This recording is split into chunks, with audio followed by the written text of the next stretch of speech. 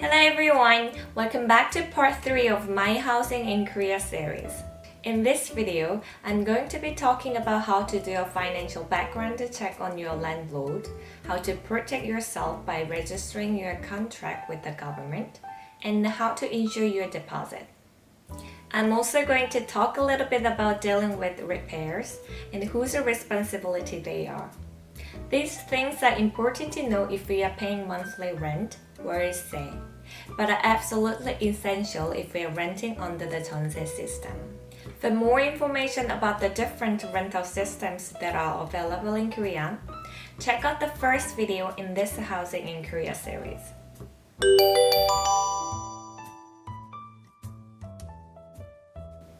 Before you sign the contract, you must do a financial background check on the owner of the property.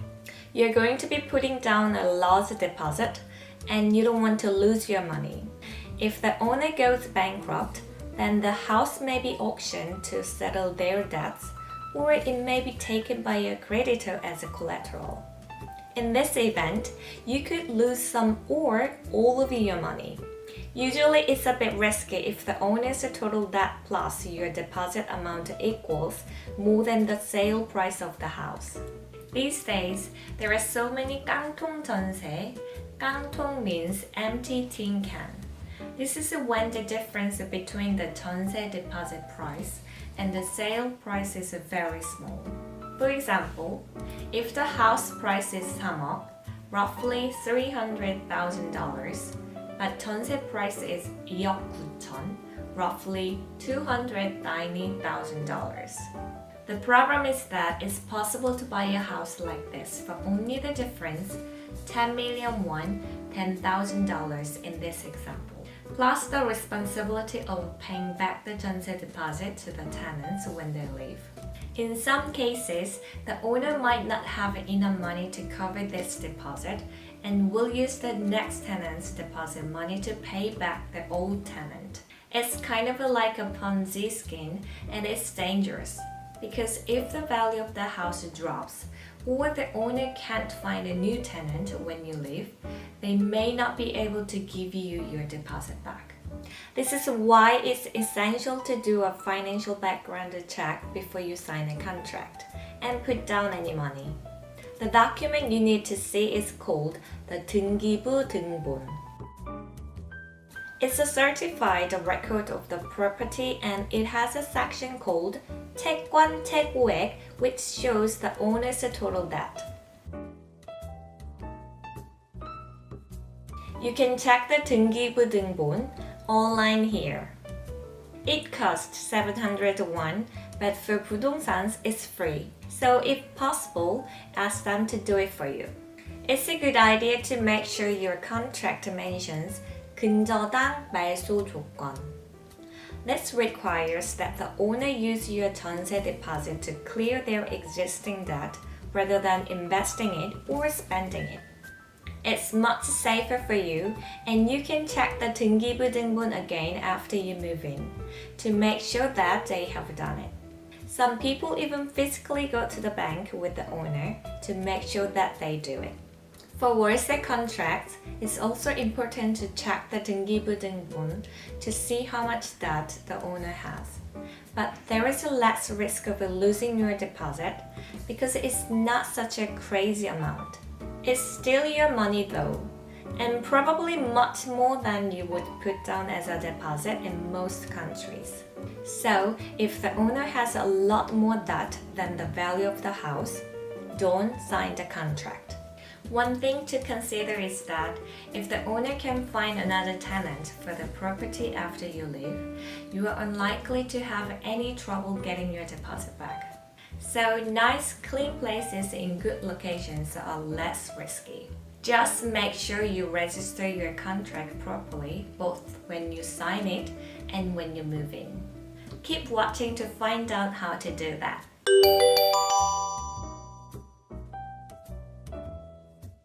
When you decide on a place and sign a real contract, you will pay a 10% deposit, 보증금, when you sign, and then the rest of the money on the day you move in. Make sure you send the money by bank transfer and get a receipt for it.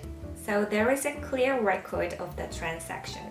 Your 부동산 will give you a receipt to confirm both your 10% deposit and 90% balance payment. The receipt should be signed, stamped with an official seal, or both. You also must check the owner's ID card and that their name is the same as on the contract and the 등기부등본. When you transfer the money, it should be sent to a bank account under the same name. On the day you sign your contract, you need to go to your local community center, 주민센터, and get a 확정일자. This is a kind of official registration of your contract with the local and district office. 안녕하세요. 확정일자 받으러 왔어요. There will be a small fee of around 2,000 won for this service. Although visiting the Jumin Center is probably the easiest way, these days you can also get a 확정일자 online. Scan your contract and upload it to the internet 등기소. If you go to navy.com and search internet 등기소 확정일자, you will find plenty of blog posts with screenshots that show you the process step by step. They will be written in Korean, but if you just follow the pictures, you should be able to do it. 부동산 charge commission on rental contracts, both to the homeowner and to the tenants. You will need to pay this commission, which is called 중개수수료, when you sign a contract. The exact amount actually varies depending on the type of a house and the size of your deposit. For example, for deposits up to 5억 9천, the commission is 0.3%, rising to 0.4% for deposits of 6억 and over. Although the commission for opistel is a bit higher, usually starting at 0.4%. If you are asked to pay more than you expected, Naver has a really useful calculator which you can find by going to naver.com and searching 부동산 중개수수료 계산기. To use the calculator, first, select the type of property, 매물 종류 you are going to be renting, 주택, which includes villas and apartments, 오피스텔 or 주택 외 부동산, for things like office and retail space rental and land purchases. Then, if you selected 주택, you need to select a province or city where you live, 거래 지역. For other types of a property, the rules are the same nationwide. Next, select the type of a contract you are signing, 거래 종류. If you are buying a house, you can select 매매 교환. Select 전세 임대자 if we are going to put down a large 전세 deposit and not pay monthly rent. And select 월세 임대자 if we are going to be paying monthly rent. Finally, enter the house price, 거래 금액, if we are buying, or the deposit amount, 보증금, and monthly rent, 월세, if we are renting. You can leave the 협의 보수율 section blank. When you are done, hit 계산하기 to calculate the correct 부동산 fee for your contract. It will show you the maximum amount they can charge, 최대 중개보수, minus VAT. It also shows this as a percentage of the total price. Unless you choose to move out before the end of your contract, you should not have to pay additional commission when you leave. For example, if you sign a 2-year 월세 contract and you decide to move out long before the 2 years up, you will have to pay the real estate fees to help your landlord find a new tenant to replace you. However, if you complete the contract, you should not have to pay anything. Some owners may try to tell you that you need to pay if they think you don't know how it works. Stand your ground. Just make sure you tell them at least 2 months early if you want to move out. If you are signing a 전세 contract, you might need to take out a loan to cover the large deposit amount. It's a good idea to visit your bank before you sign a contract to get an idea of how much you will be able to borrow, but you won't be able to apply for the loan until you have signed your contract. Occasionally, banks will deny your loan application, so to protect yourself, you should ask to have the following clause added to your contract. 전세 자금 대출 불가 시 본 계약은 무효한다.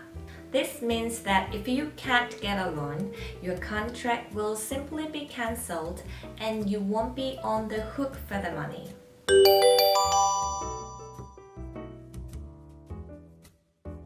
On the day you actually move in, you must register your new address with your district office. 전입신고. Because this officially registers you as the occupant of a property. This, together with the 확정일자, gives you some protection in case your landlord can't or won't return your deposit. So it's really important that you do this as soon as possible after you move in. Again, you can do this at your nearest 주민센터 or online. You will need to take your contract and ID with you when you go. Search 정부24 전입신고 on Naver to find step-by-step guides to the online process. This is also a good time to register your change of address with immigration if you're not a Korean citizen. This can also be done at the 주민센터, but you will need an extra form. Alternatively, you can do it online here. There is no need to make an appointment at immigration just for this. You have to do this within 2 weeks of moving, or you could be fined.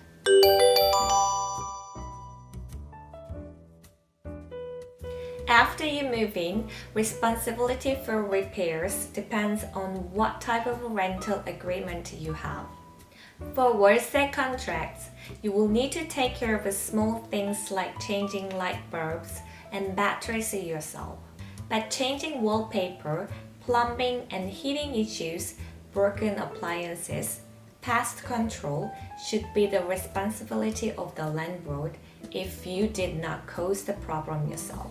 In some cases, it's a bit unclear who should pay, so you may have to consult with the landlord and negotiate. It's a good idea to try and have a good relationship with your landlord for this reason. Make sure to check the house carefully before you move in and ask the landlord to fix any problems. Unless you damage it significantly, you shouldn't have to pay to change the wallpaper or flooring after you leave. When my dog was a puppy, she chewed a hole in our floor.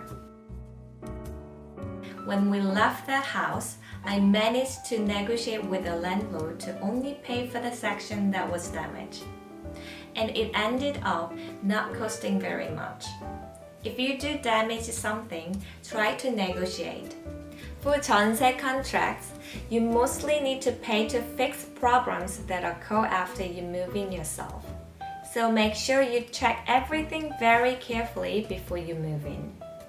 For both 전세 and 월세, you need to check that the water, gas, and electric fees have been paid properly. The owner or previous tenant should pay until the day before you move in. They will let you know the amount. In some cases, they might transfer you some money to cover these fees if they will appear in your next bill. Usually you will pay your gas, electric, and management fees every month and your water bill every 2 months. Make sure to check the rules for garbage disposal in your new building. There will be a designated place where you should put your garbage bags. Korea has quite strict rules about separating plastic, cardboard, and other recyclables from regular garbage, so make sure you're familiar with the rules. Lastly, don't be surprised if your new place isn't spotlessly clean when you move in. In Korea, cleaning is usually the responsibility of the new tenant.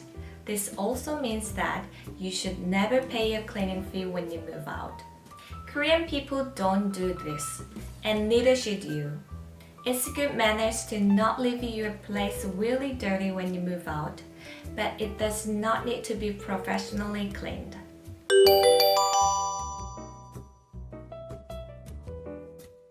It's possible to insure your 전세 deposit just in case you meet a bad owner. If you have any trouble getting your deposit back, the insurance company will pay you back first, and then they will recover the money from the homeowner themselves. There are 3 companies that provide this kind of insurance. 서울보증보험, 주택도시보증공사, 한국주택금융공사. I took out 전세 insurance one time with 주택도시보증공사, but at the end, I got my deposit back without any problems.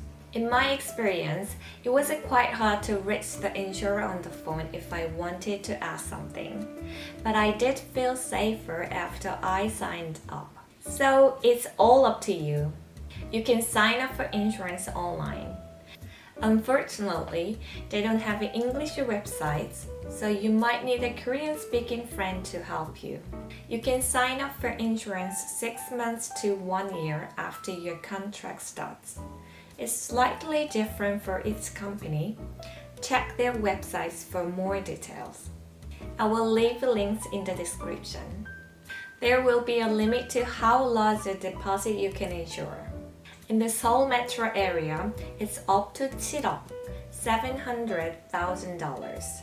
In other areas, it's up to 500,000. You need to notify your landlord of your intention to move out 2 to 3 months before the end of your contract. You should do this by text message or recorded phone call, so there is a record of you notifying them. Be aware that if you send a text message, you must get a reply from the landlord, or they could claim that they never saw it. If the homeowner is not Korean, it's unfortunately not possible to get insurance. Finally, we've come to the end of the video. Thank you for watching. I hope it was helpful. Of course, I couldn't cover absolutely everything, but hopefully you now have the information you need to get out and find a place to live in Korea. If you have any questions about housing in Korea, please let me know in the comments and I will do my best to answer them. See you soon!